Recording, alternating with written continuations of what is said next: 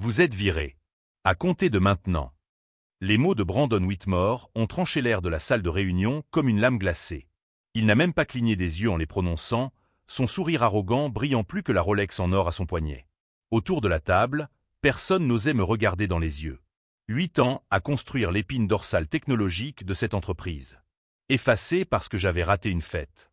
Je suis sorti de là abasourdi, portant le silence comme une armure. Sans savoir que cette étincelle venait de tout enflammer. Quelques heures plus tôt, j'étais dans mon bureau, face à un email qui semblait assez inoffensif. Présence obligatoire. Fête d'anniversaire de Brandon.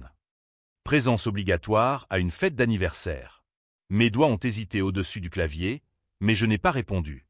Je n'avais pas le temps pour les toasts au champagne et les discours creux ce soir-là. Pas quand la dernière ligne de code d'un algorithme de sécurité valant près d'1 milliard de dollars clignotait sur mon écran comme un battement de cœur sur un moniteur. Je m'appelle Nat Sullivan, architecte en chef des systèmes. Le type qu'on appelait le « pare-feu humain » depuis 8 ans. J'ai tout donné à cette entreprise. Des nuits blanches, des week-ends passés dans des salles de serveurs, à réparer des failles avant que quiconque ne se rende compte de leur existence. Pendant que les autres jouaient à la politique, j'ai construit le bouclier qui a maintenu notre empire debout. Brandon Whitmore, en revanche, n'a rien construit. C'est le fils chéri de la PDG, parachuté directement à un poste de vice-président avec un CV plus fin que la serviette sur laquelle on a probablement rédigé son offre d'emploi. Charmeur, gâté et obsédé par le contrôle, les gens murmuraient qu'il avait le sang chaud et la mémoire longue pour quiconque le contrariait. Mon téléphone vibra sur la table, me tirant de mes pensées. Un appel manqué de ma mère. Puis un message. « Chérie, tu peux venir dîner ce soir. » Mon cœur s'est serré. Elle faisait des allers-retours à l'hôpital depuis des semaines. J'ai rapidement répondu « Demain. Je dois juste terminer cette mise à jour. » Ce n'était pas un mensonge. Cette mise à jour n'était pas seulement importante. Elle était cruciale. L'algorithme que j'avais conçu n'était pas un simple produit. C'était la colonne vertébrale de notre réseau de sécurité mondiale. Si je ne terminais pas ce patch ce soir, la prochaine réunion du conseil d'administration pourrait tourner au carnage. Une autre notification est apparue sur l'écran. Un message Slack d'un collègue. J'ai entendu dire que Brandon déteste ceux qui manquent sa fête. Il dit que c'est un test de loyauté. J'ai souri amèrement. Test de loyauté. J'étais loyal envers mon travail, pas envers le vin. Je commençais à taper une réponse lorsqu'un autre ping retentit comme un coup de semonce. Il plaisantait. Ou peut-être pas. Fais gaffe, Nat. Je regardais ma montre. Il était 21h40. Je me suis replongé dans mon code. La fête viendrait et passerait. Mais ce système, c'était tout pour moi. Ce que je ne savais pas encore, c'est qu'une invitation sans réponse me coûterait tout le lendemain matin. À 9h15, je me suis dirigé droit vers un piège. La salle de réunion des cadres était plus froide que d'habitude, ses parois de verre reflétant un horizon qui me semblait soudain étrange. Brandon Whitmore se tenait au centre comme s'il était le propriétaire de l'immeuble, son costume bleu marine coupé avec une précision suffisante pour trancher l'air, un sourire en coin aux lèvres. Derrière lui, assise les bras croisés, sa mère, la PDG, le visage sculpté dans la pierre. Elle ne fit ni un geste ni un mot. « Nat », dit Brandon en roulant lentement mon nom comme un goût qu'il n'approuvait pas. « Merci d'être venu à la dernière minute. » Je posai mes mains sur le dossier d'une chaise, attendant des explications. Au lieu de cela, Brandon redressa sa cravate, les yeux brillants d'une lueur qui n'avait rien de professionnel. C'était la victoire. À compter de ce matin, commença-t-il d'une voix ferme et cruellement calme, « Vous êtes licencié. » Avec effet immédiat. Pendant une fraction de seconde, les mots ne m'ont pas atteint. Licencié. Mon esprit s'est emballé à la recherche de raisons. Des coupes budgétaires, une restructuration, un projet qui a mal tourné. Mais il a continué à parler. Chaque syllabe me transperçait comme des coups de couteau. « Vous avez fait preuve d'un manque d'engagement », a poursuivi Brandon. « Manquez l'événement d'hier soir. Ce n'est pas une bonne image pour quelqu'un dans votre position. Nous avons besoin de joueurs d'équipe, de personnes qui s'intègrent dans notre culture. » Ma gorge brûlait, mais je n'ai rien dit. Autour de nous, le silence s'est amplifié jusqu'à me serrer la poitrine. Culture. J'ai porté cette entreprise sur mes épaules pendant 8 ans. J'ai construit l'algorithme qui a empêché tout leur réseau mondial de s'effondrer. J'avais été le pare-feu, l'ancre, la dernière ligne de défense. Et maintenant, j'étais en train d'être écarté par quelqu'un dont la plus grande réussite était d'avoir organisé sa propre fête d'anniversaire. Si vous aimez cette histoire sur la façon dont le népotisme a failli détruire un génie de la technologie, N'oubliez pas de vous abonner à la chaîne, car vous n'allez pas croire ce qui se passe quand il découvre qu'il a un atout dans sa manche dont personne ne soupçonnait l'existence. Mais ce que Brandon ne savait pas, c'est que ce licenciement n'était pas la fin pour moi. Ce n'était que le premier coup d'une partie d'échecs que je planifiais depuis des mois, sans même m'en rendre compte. J'ai ravalé la chaleur qui montait dans ma poitrine et j'ai souri légèrement, même si la pièce tournait sous mes pieds. Mais à l'intérieur, la panique m'étreignait. L'assurance maladie de ma mère dépendait de mon emploi. La dernière facture de l'hôpital avait presque épuisé toutes mes économies. Sans couverture, chaque traitement allait me coûter jusqu'à mon dernier centime. Brandon a dû voir la lueur dans mes yeux, car son sourire s'est approfondi. Il s'est penché en avant, appuyant ses deux mains sur la table polie, et a prononcé la phrase qui resterait gravée dans ma mémoire pour toujours. « Ne pense jamais, dit-il doucement, que tu es plus importante que ma famille. » Ce n'était pas un avertissement. C'était une déclaration, un rappel que ce n'était pas une question de mérite ou de contribution. C'était une question de lien du sang. Et je ne partageais pas le sien. J'ai rassemblé mes affaires sans un mot. Les pieds de la chaise ont raclé doucement le sol, un bruit désagréable dans le silence parfait. Brandon n'a pas cessé de me regarder. Même lorsque j'ai atteint la porte, son sourire est resté aussi tranchant que du verre brisé. Et lorsque je suis sorti dans le couloir, une pensée a explosé derrière mes yeux. Tu viens de rendre le prix de la loyauté insupportable, de clan. Et tu vas le payer au centime près. L'enveloppe m'attendait comme un ordre d'exécution silencieux. Il était au milieu de mon bureau, de couleur crème, avec le logo de l'entreprise en relief et mon nom tapé en gras. À côté, mon écran affichait un fond blanc glacial avec une phrase froide en noir. Votre accès a été révoqué.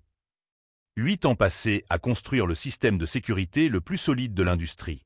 Effacé en une seule ligne de texte. Autour de moi, le bureau bourdonnait d'une normalité forcée. Les claviers cliquetaient, les téléphones sonnaient, mais tous les regards se refusaient à croiser le mien. Des gens qui m'avaient auparavant félicité d'avoir sauvé des contrats de plusieurs millions de dollars trouvaient soudain le sol fascinant. La loyauté, pensais-je amèrement, était une monnaie qui se dévalorisait du jour au lendemain. J'ai ouvert lentement l'enveloppe. Une lettre de licenciement. 2 pages. Pas un mot de remerciement. Aucune reconnaissance pour l'architecture milliardaire que j'avais conçue. Juste du jargon juridique et une dernière instruction. Veuillez rendre votre badge avant la fin de la journée. Mes doigts se sont crispés sur le papier, le bord me coupant la peau.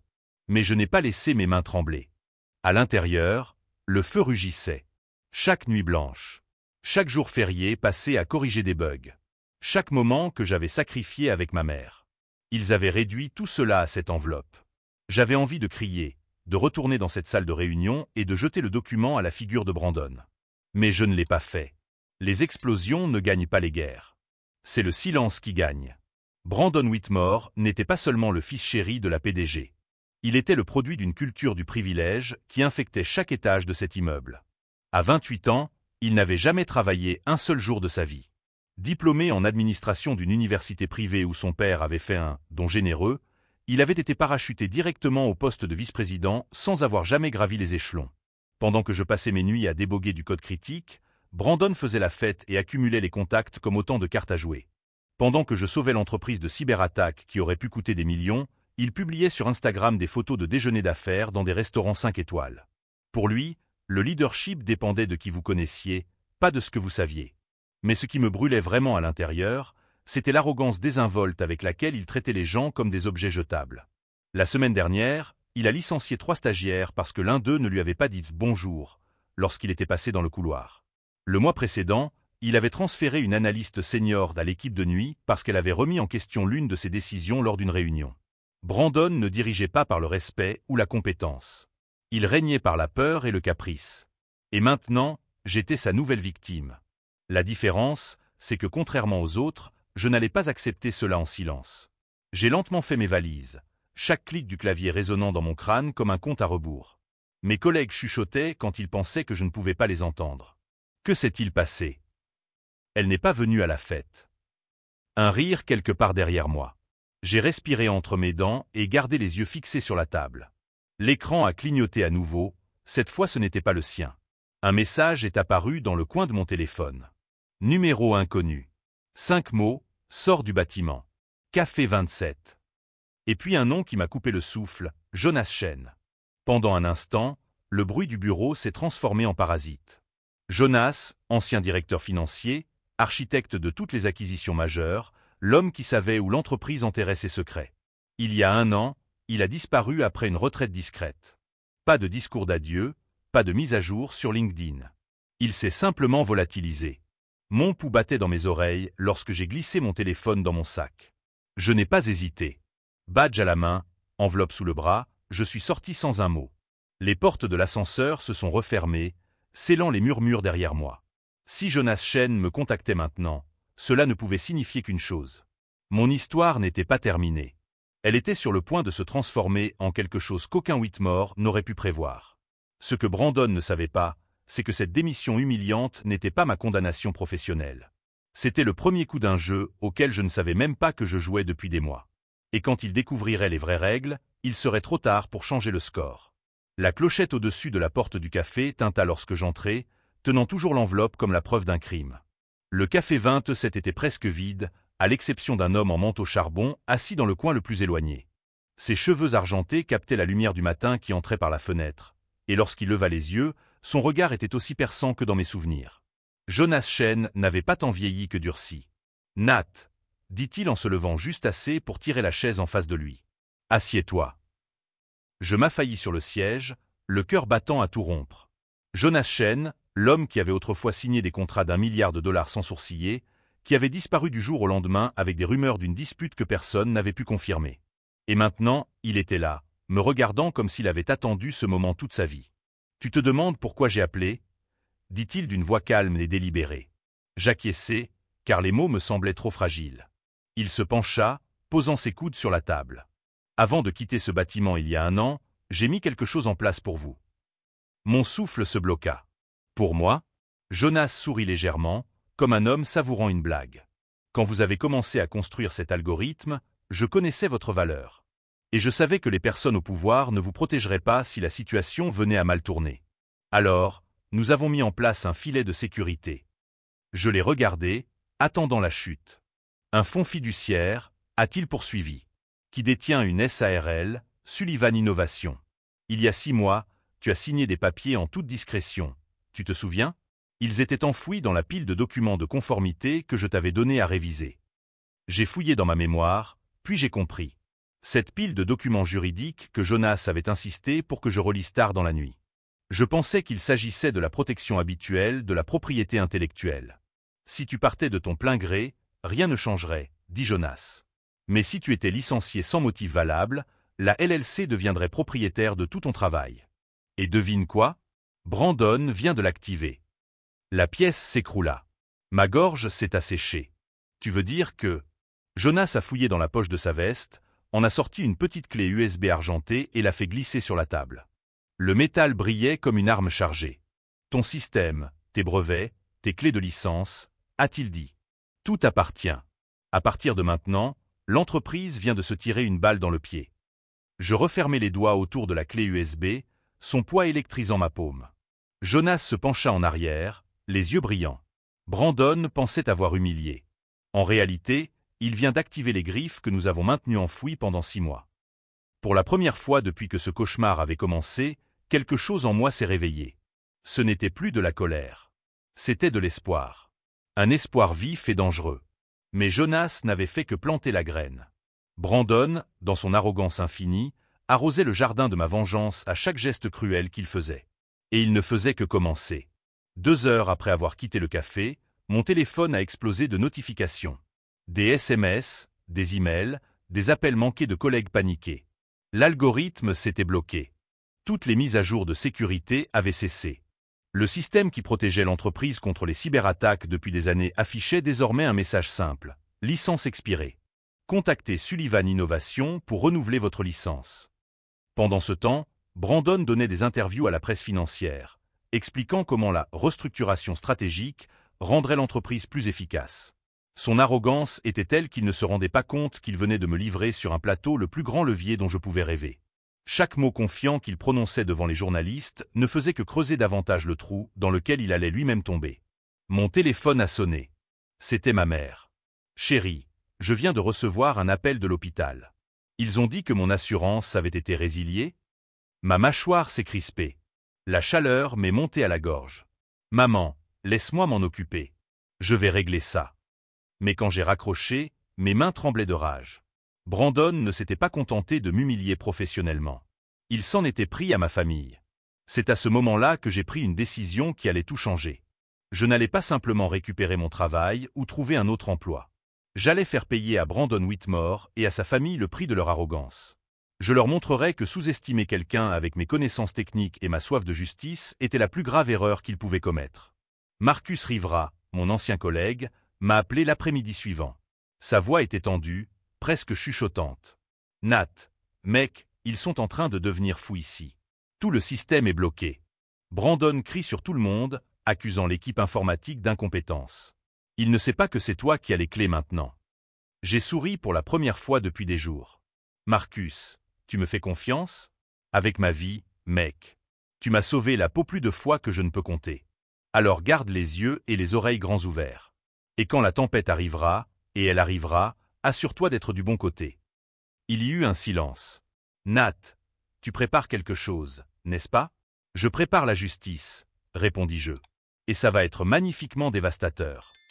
Rachel Kim, de l'équipe d'audit interne, me retrouva dans un café près de mon appartement le lendemain. Elle semblait nerveuse, jetant des regards par-dessus son épaule, comme si elle était suivie. Nat, je dois te dire quelque chose. Depuis des mois, je documente des irrégularités dans les approbations budgétaires de Brandon. Mon pouls s'est accéléré. Quel genre d'irrégularité? Des contrats surévalués pour des sociétés de conseil qui n'existent pratiquement pas. Des approbations de frais de déplacement pour des conférences qui n'ont jamais eu lieu. Et ce n'est pas tout. Elle a fait glisser un mince dossier sur la table. Il détourne des fonds du projet de recherche et développement. Des millions, Nat. Et je pense que ta mère l'a découvert. Mon sang se glaça. Que veux-tu dire? La PDG m'a demandé de faire un audit complet la semaine dernière. Juste au moment où tu as été licencié. Ça fait trop de coïncidences. Les pièces du puzzle commencèrent à s'assembler dans mon esprit comme un sinistre puzzle. Brandon ne m'avait pas licencié uniquement parce qu'il avait l'ego blessé. Il m'avait licencié parce qu'il avait besoin d'un bouc émissaire, quelqu'un à blâmer lorsque les chiffres ne seraient pas au rendez-vous. Ce soir-là, assis dans mon appartement vide, j'ai ouvert mon ordinateur portable et j'ai commencé à taper. Pas un plan de vengeance, mais quelque chose de bien plus puissant. Une étude de cas médico-légal sur la façon dont l'incompétence et la corruption pouvaient détruire une entreprise valant des milliards. Chaque frappe était une déclaration de guerre silencieuse. Ce que Brandon ne savait pas, c'est qu'en m'éloignant du centre de l'attention, il m'avait donné quelque chose d'infiniment plus précieux que n'importe quel poste dans l'entreprise. L'invisibilité opérationnelle. Pendant qu'il luttait pour sauver les apparences sur le devant de la scène, je me déplaçais librement dans les coulisses, rassemblant des alliés, des preuves et surtout élaborant une stratégie qui détruirait non seulement sa carrière, mais aussi tout le système de privilèges qui le soutenait. Pour la première fois depuis des années, je me sentais complètement en contrôle. Brandon avait déclaré la guerre à la mauvaise personne, au mauvais moment, en utilisant les mauvaises tactiques. Et quand il s'en rendrait compte, quand il comprendrait enfin qu'il avait transformé un collaborateur dévoué en un adversaire implacable, il serait trop tard pour faire marche arrière. Mais ce n'était que la phase de reconnaissance. L'artillerie lourde était en place, et quand j'appuierais enfin sur la gâchette, les dégâts seraient si complets et irréversibles que la définition même du pouvoir dans l'entreprise serait réécrite à jamais. Le curseur clignotait sur l'écran comme un battement de cœur, tandis que je tapais l'email le plus important de ma carrière. Destinataire, Direction générale de Helix Dynamics, notre plus grand concurrent. Objet, opportunité de licence exclusive, Sullivan Innovation. 3 jours s'étaient écoulés depuis que le système s'était complètement bloqué, et Brandon n'avait toujours aucune idée que je détenais les clés. La réponse est arrivée en moins de 2 heures. Réunion prévue pour vendredi. Le PDG de Helix, Michael Shen, le frère de Jonas, voulait discuter en personne d'un partenariat qui pourrait valoir des centaines de millions. Pendant ce temps, au 20e étage de l'immeuble que je considérais comme mon domicile, Brandon paniquait complètement, criant après des techniciens qui ne parvenaient pas à résoudre un problème que j'étais le seul à savoir corriger. Marcus m'a appelé cet après-midi-là, la voix tendue comme une corde de violon sur le point de casser. « Mec, tu dois voir ça. Brandon a convoqué une réunion d'urgence avec toute la direction. Il accuse le service informatique des incompétences techniques. Il a licencié 3 personnes aujourd'hui, dont Sarah du support technique. Ma mâchoire s'est crispée. Sarah avait 2 petites filles et un mari au chômage. A-t-il dit autre chose? Ai-je demandé en contrôlant ma voix. Qu'il allait faire appel à des consultants externes pour réparer le gâchis que vous avez fait. Il paie 500 000 $ à une société de cybersécurité de Boston. De l'argent qui pourrait sauver les emplois de 10 personnes. 500 000 $ pour réparer un problème qui n'existait pas. Pour essayer de pirater un système que j'avais moi-même conçu. L'ironie était délicieuse, mais la cruauté envers des employés innocents allumait quelque chose de dangereux dans ma poitrine. Rachel qui m'a retrouvé dans le parking souterrain d'un centre commercial jeudi soir. Elle semblait plus nerveuse qu'auparavant, jetant constamment des regards par-dessus son épaule, comme si elle s'attendait à être suivie. Nat, les choses se gâtent là-haut. Brandon est paranoïaque. Il a engagé une agence de détectives privés pour fouiller dans ta vie. Mon sang s'est glacé. Que cherche-t-il? Tout ce qui pourrait être utilisé contre toi. Ton historique financier, tes relations personnelles, même tes dossiers médicaux de l'université. Elle a glissé une fine enveloppe sur la table. Mais j'ai réussi à récupérer ça avant qu'il ne mette la main dessus. Des copies de tous les contrats frauduleux que j'ai documentés. Les dates, les montants, les sociétés fantômes. Tout. J'ai ouvert l'enveloppe et mes yeux se sont écarquillés. Il ne s'agissait pas seulement de quelques irrégularités. C'était un système de corruption systématique qui durait depuis 3 ans. Brandon avait détourné plus de 15 millions de $ de fonds de l'entreprise par le biais de faux contrats, de voyages inexistants et de consultations imaginaires. De l'argent qui aurait dû servir à la recherche, au développement et au salaire. Rachel, tu te rends compte de ce que cela signifie? Elle acquiesça gravement. Qu'il ne t'a pas licencié à cause d'une fête. Il t'a licencié parce qu'il prévoyait de te servir de bouc émissaire lorsque l'audit découvrirait le pot aux roses. Les pièces du puzzle se sont assemblées dans mon esprit comme un puzzle macabre. Le licenciement soudain, la responsabilité rejetée sur le service informatique, l'embauche de consultants coûteux pour régler des problèmes inexistants. Brandon ne protégeait pas seulement son ego. Il protégeait 15 millions de $ volés. Ce soir-là, assis dans mon appartement devant 3 écrans allumés, j'ai commencé à monter mon dossier. Pas seulement pour récupérer mon emploi ou obtenir une indemnité. Pour exposer tout le réseau de corruption qui infectait l'entreprise de l'intérieur.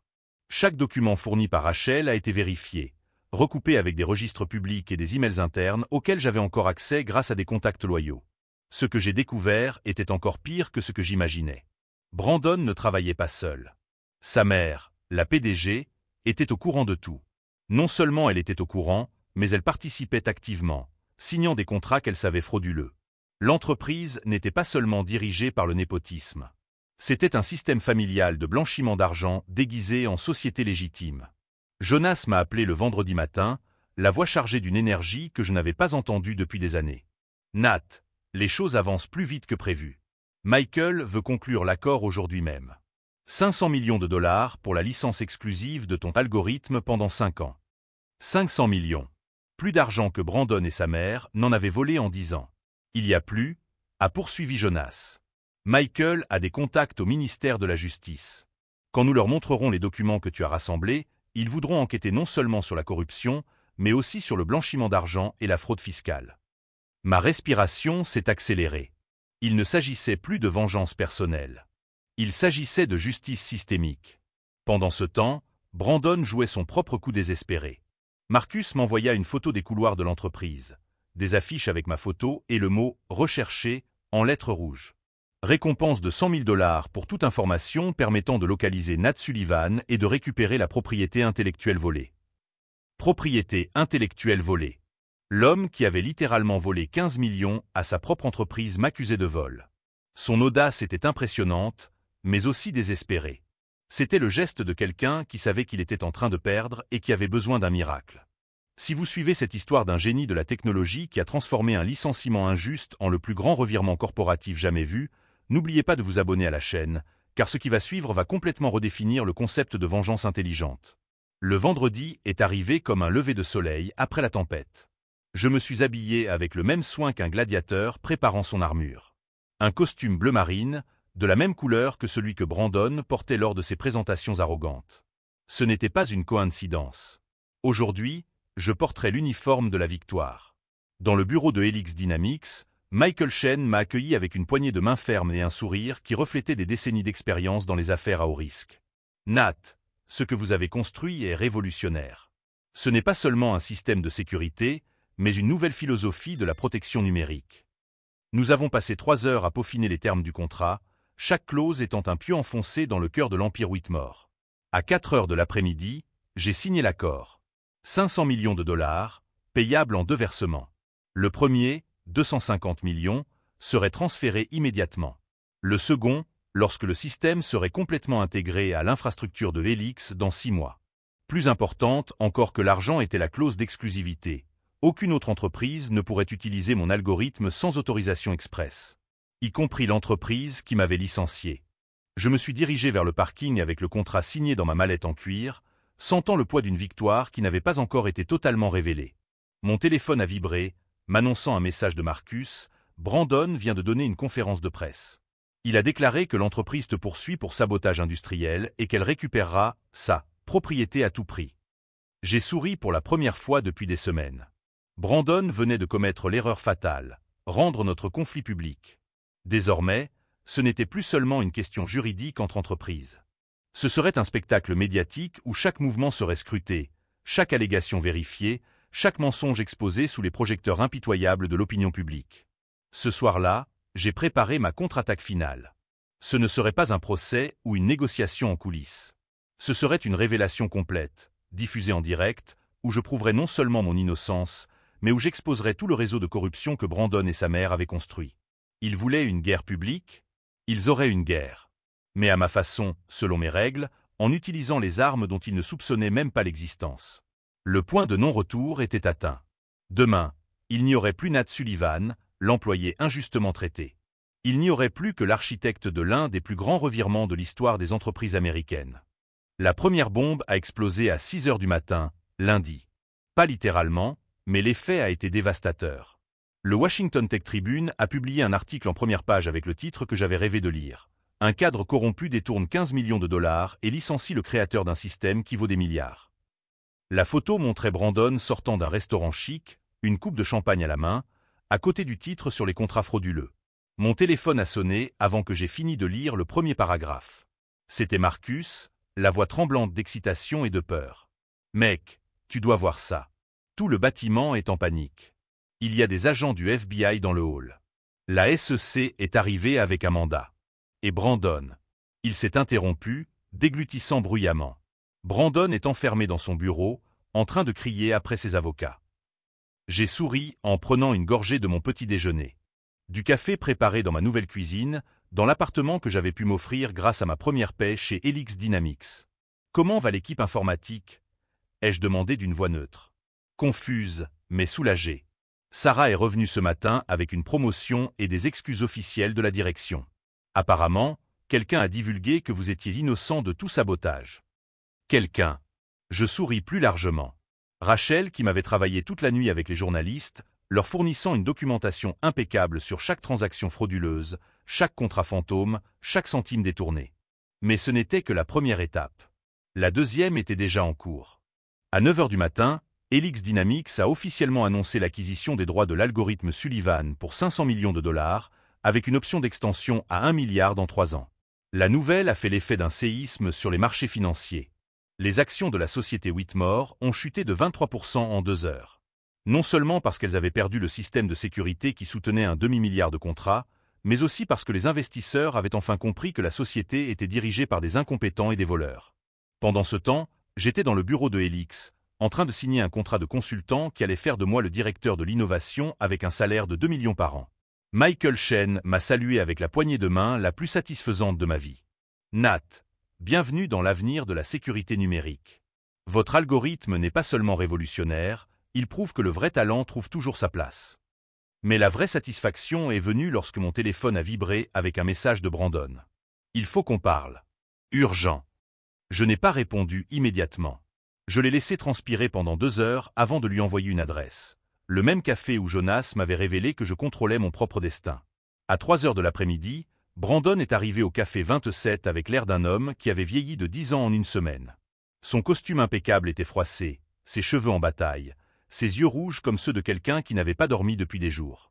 Il s'est assis lourdement sur la chaise en face de moi, sans le sourire arrogant qui définissait sa personnalité. « Nat » a-t-il dit d'une voix rauque et désespérée.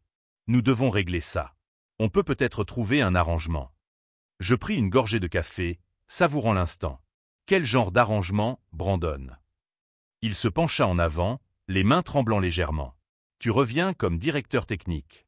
Une augmentation de 50%. Une participation aux bénéfices. On oublie tout ce qui s'est passé. Son audace était impressionnante. Il pensait encore pouvoir contrôler la situation, que son argent et sa position pouvaient lui acheter une sortie. « Et les 15 millions que tu as volés ?» demandai-je calmement. Son visage pâlit. Ce sont des allégations sans fondement. Vous ne pouvez pas prouver. Je l'interrompis en faisant glisser un dossier sur la table. 47 transactions frauduleuses. 16 sociétés fantômes. 23 voyages pour des conférences qui n'ont jamais eu lieu. Tandis qu'il ouvrait le dossier avec des doigts tremblants, je continuai. Chaque document a été authentifié par des auditeurs indépendants. Chaque transaction a été retracée à travers 3 juridictions différentes. Votre signature numérique figure sur chacun d'eux, Brandon. Son visage est passé du blanc à un vert maladif tandis qu'il parcourait les preuves. Comment avez-vous obtenu tout cela? Rachel, qui m'a documenté vos activités depuis plus d'1 an, ai-je répondu. Elle savait qu'elle aurait éventuellement besoin de protection contre vos représailles. Quand vous m'avez licencié, cela n'a fait qu'accélérer le processus. Un silence s'installa entre nous, tel un gouffre. Brandon ferma lentement le dossier, comprenant enfin l'ampleur de ce à quoi il était confronté. Vous avez orchestré tout cela depuis le début. Non, l'ai-je corrigé. Vous avez orchestré votre propre chute. Je n'ai fait que documenter chaque étape. C'est alors que mon téléphone a sonné. L'appel que j'attendais.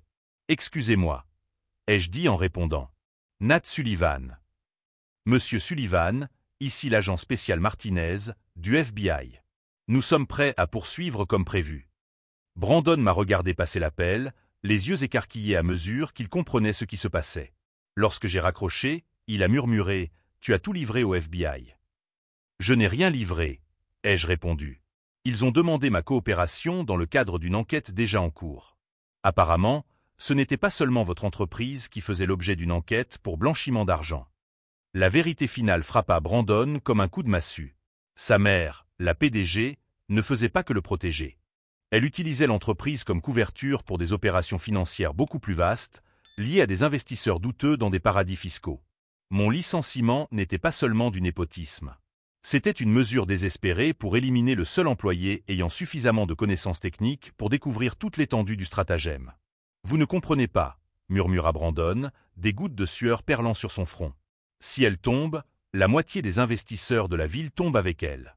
Cela détruira des centaines d'emplois. » Je me levai, laissant suffisamment d'argent pour payer les cafés. Vous auriez dû y penser avant de me licencier pour avoir manqué une fête. Je me dirigeai vers la porte, mais je m'arrêtai et me retournai. Brandon, il y a une différence fondamentale entre nous. Vous avez utilisé votre pouvoir pour détruire des innocents. J'ai utilisé mes connaissances pour les protéger. J'ouvris la porte, sentant l'air frais de l'après-midi. Et pour votre emploi? Eh bien, j'espère que vous aurez appris quelque chose sur le vrai travail. Lorsque je suis sorti du café, 3 voitures du FBI étaient déjà garées devant l'immeuble de l'entreprise. À travers les vitres, je pouvais voir des agents emmener des cadres pour les interroger. Brandon m'a couru après en criant quelque chose à propos d'accords et de clémence, mais je ne me suis pas retourné. Il n'y avait plus rien à discuter. Ce soir-là, j'ai regardé les informations qui montraient Brandon menotté et emmené dans une voiture de police. Le présentateur expliquait comment un réseau de corruption dans le monde des affaires avait été mis au jour par un courageux lanceur d'alerte qui avait été persécuté pour son intégrité. Ils n'ont pas mentionné mon nom, mais ils n'en avaient pas besoin. Tout le monde dans le secteur savait qui avait fait tomber l'Empire Whitmore. Mon téléphone vibra, signalant un message de Jonas. « Félicitations. Justice a été rendue avec une précision chirurgicale. » Je répondis « Merci d'avoir semé les graines. Sans le savoir, tu m'as donné les outils pour me défendre. » Sa réponse fut immédiate. « Le vrai talent trouve toujours un moyen, Nat. Tu avais juste besoin d'une occasion de montrer tes griffes. » Le lendemain matin, la une du Wall Street Journal résumait tout. Un empire de 15 milliards s'effondre après le licenciement par un dirigeant du créateur d'un système qu'il ne contrôlait pas. L'ironie était poétique. Brandon m'avait licencié en pensant contrôler mon travail, pour finalement découvrir qu'il avait livré $1 milliard de propriété intellectuelle à la concurrence. Mais tandis que Brandon faisait face à des accusations fédérales et que sa mère négociait des accords de plaidoyer de culpabilité, je construisais quelque chose de bien plus grand que la vengeance. Je construisais un avenir où la compétence importait plus que les relations, où l'innovation l'emportait sur les privilèges, où le travail acharné était récompensé plutôt qu'exploité. Le garçon qui pensait pouvoir m'humilier en ne venant pas à sa fête a découvert qu'il avait déclenché une guerre contre quelqu'un qui savait exactement comment gagner. Et lorsque le dernier procès sera terminé, lorsque le dernier article sera publié, une chose sera claire. Ne sous-estimez jamais quelqu'un qui a construit le système que vous pensez contrôler. 6 mois plus tard, Brandon Whitmore a été condamné à 15 ans de prison fédérale pour blanchiment d'argent, fraude d'entreprise et évasion fiscale. La photo de lui menotté et conduit à la prison fédérale d'Atlanta a fait la une de tous les journaux économiques du pays. Sa mère, l'ancienne PDG, a négocié un accord de plaidoyer de culpabilité qui a réduit sa peine à 8 ans, mais pas son humiliation publique. L'entreprise qui valait autrefois 15 milliards de dollars a été liquidée lors d'une vente aux enchères judiciaires. Les actifs ont été vendus pour couvrir les indemnités versées aux investisseurs lésés et les remboursements aux employés licenciés injustement. Sarah, la technicienne de support que Brandon avait licenciée au plus fort de sa paranoïa, a reçu 2 millions de dollars d'indemnités et dirige aujourd'hui le département d'éthique d'entreprise de Helix Dynamics. Et moi, assis dans mon bureau au 40e étage de la tour Helix, avec vue sur la ville où j'ai été humilié, je repense à l'extraordinaire parcours de ces 2 dernières années. L'algorithme qu'il pensait contrôler protège désormais des réseaux dans 53 pays.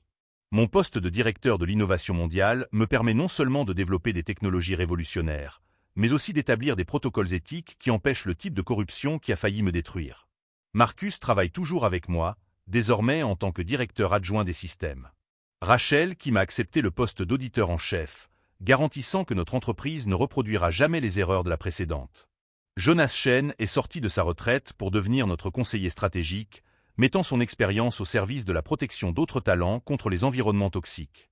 L'appel le plus important est arrivé la semaine dernière. C'était ma mère, sa voix rayonnante de joie. Nat, mon chéri, les médecins ont dit que je suis complètement guéri. Le nouveau traitement pris en charge par ton assurance a parfaitement fonctionné. Sa santé avait été ma plus grande préoccupation pendant toute cette période. Désormais, non seulement elle bénéficiait de la meilleure couverture santé possible, mais elle avait également l'esprit tranquille, sachant qu'elle n'aurait plus jamais à se soucier des factures médicales. Hier, nous avons reçu la confirmation finale. Notre contrat avec le gouvernement américain pour moderniser l'infrastructure de sécurité nationale a été approuvé. 1,2 milliard de dollars sur 5 ans. La même somme que Brandon et sa mère ont détruite par leur cupidité et leur incompétence, désormais investie dans la protection de tout le pays. L'ironie ne m'a pas échappé. Brandon m'a licencié parce que je n'étais pas un joueur d'équipe. Aujourd'hui, je dirige une équipe de 250 des meilleurs professionnels de la technologie au monde. Il a remis en question mon adéquation culturelle. Aujourd'hui, notre culture d'entreprise est étudiée dans les universités comme un modèle de méritocratie et d'innovation responsable. Mais la transformation la plus profonde n'a pas été professionnelle ou financière. Elle a été personnelle. J'ai appris que le véritable pouvoir ne vient pas des titres ou des relations familiales. Il vient de la capacité à créer une valeur authentique, à protéger les personnes vulnérables et à utiliser ses connaissances pour construire un monde meilleur. Brandon a utilisé ses privilèges pour exploiter et détruire. J'ai utilisé mes compétences pour protéger et construire. La dernière fois que j'ai eu de ses nouvelles, il purgeait une peine dans une prison fédérale et participait à des programmes de réinsertion. On dit qu'il apprend les bases de la programmation. J'espère sincèrement qu'il apprendra non seulement à coder, mais aussi l'humilité. Quant à sa mère, elle travaille comme conseillère financière dans une petite ville, où elle reconstruit sa vie loin des projecteurs. Si vous êtes arrivé jusqu'ici dans cette histoire qui raconte comment un licenciement injuste s'est transformé en plus grand revirement corporatif de la décennie, n'oubliez pas de vous abonner à la chaîne pour découvrir d'autres histoires de personnes qui ont transformé l'adversité en triomphe absolu. Aujourd'hui, lorsque de jeunes professionnels viennent me demander des conseils sur la manière de gérer des environnements toxiques ou des patrons incompétents, je leur dis toujours la même chose. Votre valeur n'est pas déterminée par ceux qui ne la reconnaissent pas. Vous n'êtes pas jetable. Vous n'êtes pas remplaçable. Et lorsque le monde essaie de vous effacer de l'histoire, c'est le moment de prendre un stylo et d'écrire le prochain chapitre vous-même. Le garçon qui pensait pouvoir m'humilier en ne venant pas à sa fête a découvert qu'il avait réveillé un géant endormi. Et quand tout a été fini, une vérité est apparue clairement. La compétence l'emporte toujours sur les relations, le mérite l'emporte toujours sur le népotisme, et la justice, même si elle est tardive, finit toujours par être rendue.